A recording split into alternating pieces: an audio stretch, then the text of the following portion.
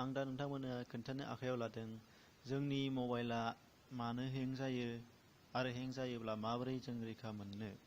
जोङो माब्लाबाफोर जोबोद गोख्रैयै एबा इमारजेन्सियै माबा मोनसे कल खालामनो एबा बबेबा मोनसे एप्लिकेसनाव जों हाबा मावनो नाजायोब्ला जोंनि मबाइला जोबोद हें जायो, हें जोंनो देखायबाय थायो। बे मानो जायो? दा नोंथांमोननि आखायाव आङो बेनिखायनो लाबोनानै होफैदों हें जानायनिफ्राय बारग'नायनि माखासे राहा लामाफोर। लोगोफोर, बेनि थाखाय नोंथांमोनहा गिबियाव थांनांगोन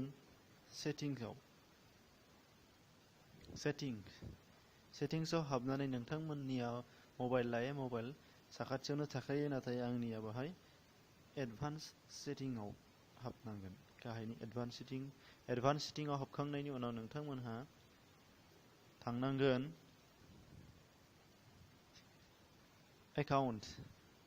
एकाउन्ट्सआव हाबनांगोन। एकाउन्ट्सआव हाबखांनायनि उनाव नोंथांमोनहा गाहायाव थानाय नैबे मिनिमाइज फाइल मर .fitor.3 दङ। बे .fitor.3आव थुनांगोन। थुखांनायनि उनाव नैबे दङ नोंसोरना जोङो नुनो मोनदों अट'सेनिक डेटा बेखौ अफ खालामनानै लानांगौ। अफ खालामनानै लानाय लोगो लोगो जोंनि माखासे इनफरमेसनफोरा जों नेट खुलिनाय लोगो लोगोनो अपेन जानाय एबा अट'मेटिक आपडेट जानायफोरा बन्द जायो। दा बे मोनसे राहा। बेनिफ्राय फैदो जोंहा थांनांगोन सेटिंसआवनो हाबफिननांगोन। सेटिंआव हाबनानै नैथि खोलोबनि थाखाय सेटिंआव हाबनानै एबाउट फनाव हाबनांगोन। एबाउट फनाव हाबबाय। एबाउट फनाव हाबखांनायनि उनाव जोङो मायाव हाबनांगोन? सिस्टेम आपडेटआव थां।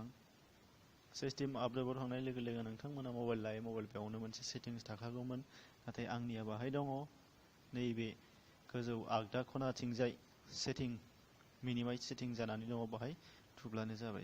सेटिं थुनाय लोगो लोगो जोङो मा मोनगोन? स्मार्ट आपडेट नुगोन। स्मार्ट आपडेटआ जाबाय आंनिया बाहाय अफ दंखायो। नोंथांमोना बाहाय अन दङब्ला बेखौ अफ खालामनानै लानो नांगोन। बे नैथि खोलोब। दानिया थामथि खोलोबनि थाखाय जोङो थांनांगोन प्ले स्ट'राव अपेन खालामबाय। प्ले स्ट'र अपेन खालामखांनायनि उनाव प्ले स्ट'रनि मिनिमाइज फाइल नैबे आगसि गोजौ खनाथिंजाय थानाय मोनथाम सिनाव थुनांगोन। थुनाय लोगो लोगो जोङो मोनगोन गाहायथाराव थांनांगोन। गाहायाव थांनाय लोगो लोगो जों मा नुगोन? सेटिंआव खनसे हाबफिनबावदो। सेटिंआव हाबखांनायनि उनाव जों नुगोन अट' आपडेट एप्स दङ। बाहाय अट' आपडेट एप्स। बे अट' आपडेट एप्सखौ नोंथांमोनहा क्लिक खालामनांगोन। क्लिक खालामखांनायनि उनाव गाहायाव दङ do not auto' update apps. अब्ला बेखौ सेलेक्ट खालामनानै डु नट अट' आपडेट एप्सखौ दान खालामनानै होयो। लोगो लोगो नोंथांमोना डेटा खेवनाय लोगो लोगो जानाखि अट'मेटिक नोंथांनि एपफोरा आपडेट जागोन बेफोरो बन्द जागोन आरो हें जानायनिफ्राय बारग'गोन। दानिया मोनसे राहाया जाबावबाय सेटिंआव हाबबावनांगोन। सेटिंआव हाबनायनि उनाव एडभान्स सेटिंआव हाबखांनायनि उनाव नोंथांमोना थांनांगोन लकेसन। बे लकेसना जाहैबाय मोनसे हें खालामनाय मोनसे गोब्राब जेंना। बेनिखायनो नोंथांमोना बे लकेसनखौ अन दङब्ला अफ खालामनानै लानो नांगोन आरो जेब्ला गोनां जायो अब्लासो बेखौ अन खालामनानै बाहायनाय जागोन। बे मोनसे थांबाय। दानिया फैदो जोंहा नोंथांमोनहा सोरबाफोर इउसि ब्राउजार बाहायो नामा? जुदि इउसि ब्राउजार बाहायोब्ला बेयो जोबोद गिदिर जोंनि हें खालामनायनि मोनसे जाहोन। दा बेनि थाखायनो नोंथांमोना इउसि ब्राउजार बाहायनायनि जाउनाव हेंगिंनिफ्राय बारग'नो थाखाय नोंथांमोना राहा लानांगोन। बेनि थाखाय नोंथांमोना नायदो इउसि ब्राउजार अपेन खालामदो।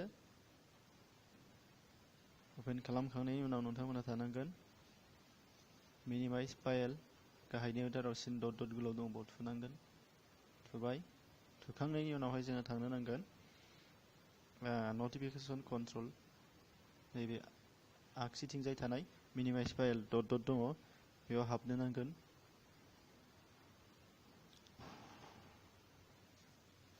हाबदो। हाबखांनायनि उनाव नटिफिकेसन सेटिं गाहायाव दङ नैबे गेजेराव बेयाव थुनो नांगोन। क्लिक खालामबाय। क्लिक खालामखांनायनि उनाव जोङो अब्ला नुनो मोनबाय बाहाय फार्स्ट नटिफिकेसन दङ, इउसि आपडेट नटिफिकेसन दङ, जास्ट इन नटिफिकेसन दङ आरो फेसबुकनि नटिफिकेसनफोर दङ। बेखौ नोंथांमोनहा अफ खालामना लानांगोन।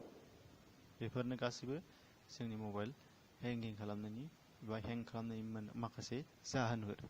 दानिया बेक खालामफिनदो।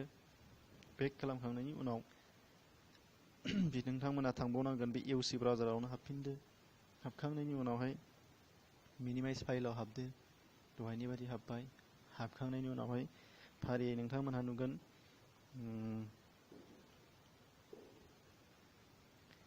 थांनांगोन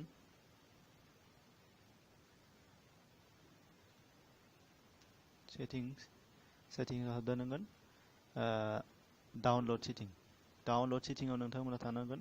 ओरै थांनो गाहायाव माब्लाबाफोर नोंथाङा डाउनलड खालामनाया अफ जानानै थादोंबा एबा स्टप जानानै थादोंबा बियो नों डेटा खेवनाय लोगो लोगो बियो अट'मेटिक डाउनलडिं जाफिनगोन। बेनिखायनो बे अट' रिकानेक्टखौ जोङो अफ खालामनानै लानो गोनां जायो। नङाब्ला बेनो फिन नोंथांनि मबाइलखौ आरोबाव हें आरो डेटा जानायाव मदद खालामो। बेनिखायनो बिदिखौ अफ खालामनानै लानांगोन। अफ खालामनानै लाबाय। दा लोगोफोर आरोबाव बेनि अनगायैबो नोंथांमोनहा नोंथांमोननि मबाइल हें जानायखौ बारग'होनो थाखाय माखासे राहा लानो हायो। बेफोरो जाबाय नोंथांनि जेनाखि मबाइल स्क्रिनाव थानाय एपफोर, बेफोरखौ नोंथांमोना जायखौ बाहाया बेखौ नोंथांमोनहा दिसेबोल खालामनानै दोनथ'नो नांगौ आरो जेब्लासो गोनां जायो जेब्ला बाहायनो नांगोन अब्लासो बेखौ एबोल खालामनानै लागोन एबा इनेबोल खालामनानै लानो गोनां जागोन। होमब्लासो नोंथांनि हेंगिं जानाया बारग'गोन। लोगोसे नोंथांनि रेम बेबो रैखा मोनगोन। बेनोसै अब्ला गोजोन्थों लोगोफोर। अब्ला आंनि बे हाबाखौ नोंथांमोना मोजां मोनदोंब्ला आंनि भिडिअखौ लाइक खालामदो, अननानै शेयार खालामदो आरो नोंथांमोना साबस्क्राइब खालामाखैबा आंजों लोगोआव थाफाबाय थानो थाखाय साबस्क्राइब खालामनानै लादो। गोजोन्थों।